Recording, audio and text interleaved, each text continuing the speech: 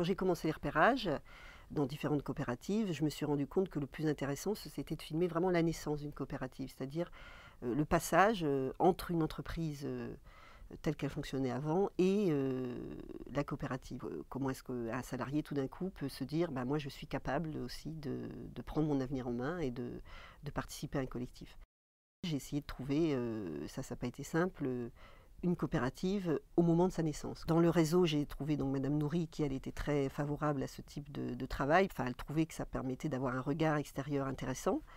Donc j'en ai vu 2 comme ça, et puis c'est celle-là qui m'intéressait parce que j'ai trouvé que il y avait des services très différents, à la fois des cadres, des gens qui travaillaient dans des ateliers de couture, l'expédition, enfin des métiers comme ça très divers, des formations très différentes, et puis en plus des cultures très différentes, puisqu'il y avait des Laotiennes, une Congolaise, une femme qui venait du milieu agricole, et je me suis dit que là c'était vraiment une entreprise, je dirais presque idéale par rapport à ce type de questionnement. J'ai demandé d'abord l'autorisation aux porteurs de projets. Donc c'est ce qu'on voit, c'est la première réunion que j'ai filmée. Et puis après, j'ai demandé l'autorisation à tous les salariés. Étrangement, ceux qui ont été d'accord pour être filmés, c'est ceux qui avaient envie que l'entreprise se transforme en coopérative. Le projet de coopérative et le projet du film, ça a été vraiment 2 histoires qui se sont complètement, intrinsèquement mariées. Je suis arrivée avec ma caméra le premier jour où Madame Nourri, la déléguée du réseau, est venue leur expliquer ce qu'allait être une coopérative. Elles étaient un peu étonnées quand je suis venue le 3e jour encore, que je suis arrivée comme elle à 7h moins le quart. Voilà, et puis petit à petit, j'ai vraiment fait partie de l'entreprise. Alors avec la caméra, d'ailleurs on le voit dans le film, ça évolue en fait, leur position par rapport à la caméra. D'habitude, en fait, je vais dans un lieu, je repère, et après avoir repéré, après avoir discuté avec les gens, je commence à tourner. Là, je ne pouvais pas me permettre de faire comme ça, parce que le temps que je leur explique, que je repère, etc., j'aurais perdu le début de l'histoire. Donc il fallait que je commence à tourner tout de suite. Et on voit bien au début qu'elles parlent un peu comme dans un reportage. Enfin, elles répondent les premières questions, elles répondent un peu de façon comme on voit à la télé, je dirais. Et puis au fur et à mesure, eh bien, elle s'approprie cette caméra, elle s'approprie le tournage, et en même temps qu'elle prenne de la liberté dans l'entreprise, parce qu'il y a le projet coopératif, elle trouve cette liberté de parole, de mise en scène. Elle joue en fait avec la caméra. Enfin, il y a quelque chose de très ludique dans le tournage qui s'est passé. Au début, c'était moi qui étais obligée de leur dire quand est-ce que vous allez avoir une réunion, n'oubliez pas de me prévenir. Puis après, c'était l'inverse. C'était attention Mariana, on va avoir une réunion, là il faut absolument que tu viennes dans 1 heure, etc. Enfin voilà, ça s'est complètement inversé. Quand Sylvie change d'avis,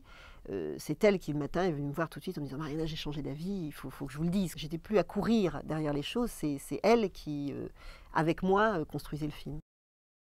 Dans une entreprise comme ça qui est assez grande, avec différents étages, je ne pouvais pas être toujours là au moment où ça aurait été intéressant que je sois là.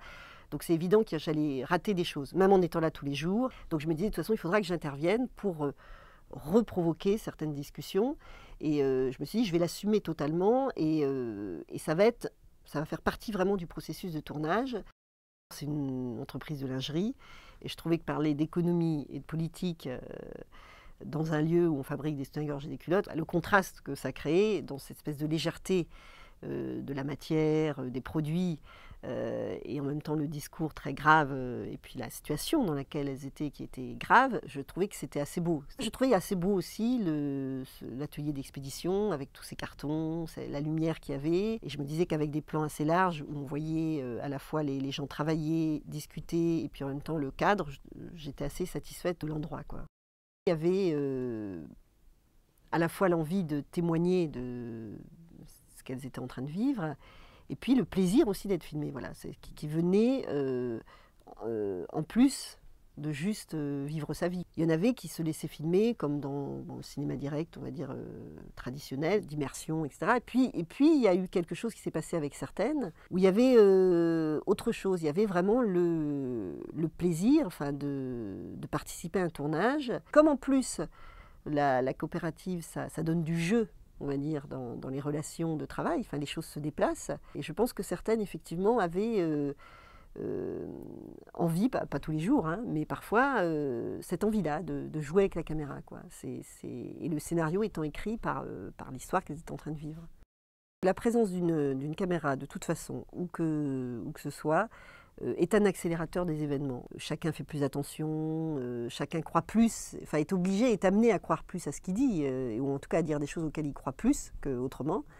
ça accélère les choses, ça donne une tension effectivement qui permet aux choses d'arriver plus rapidement et de façon plus intense. Là, peut-être encore plus parce qu'elle crée quelque chose. C'est exactement comme un film. C'est-à-dire que c'est parce qu'on y croit que ça va exister. Il y a une qualité dans ce travail, dans l'investissement de ces gens que j'ai filmés, une qualité dans ce qu'on a fait ensemble qui, moi, bon, c'est vraiment ce que j'ai fait de plus beau.